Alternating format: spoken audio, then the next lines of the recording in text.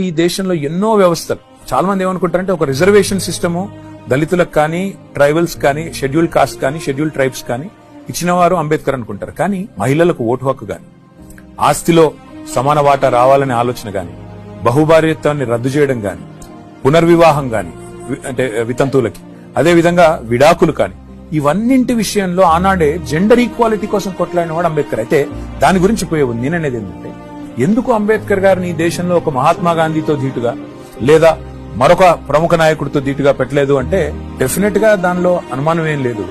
ఆనాటి నుంచి ఈనాటి వరకు ఇంత గొప్పవాడైనప్పటికీ ఈయనను, ఆయన చరిత్రను గాని ఆయన గొప్పదాన్ని గాని చెప్పేవాళ్ళు లేకపోవడమే కాకుండా తెలిసి కూడా కావాలని చిన్నగా చేసి చూపెట్టే ప్రయత్నం ఇండియాలో జరిగింది.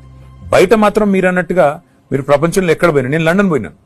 లండన్ లో అంబేద్కర్ గారు ఎక్కడైతే ఉండి చదువుకున్నారో, ఏ ఇంట్లో ఉండి చదువుకున్నారో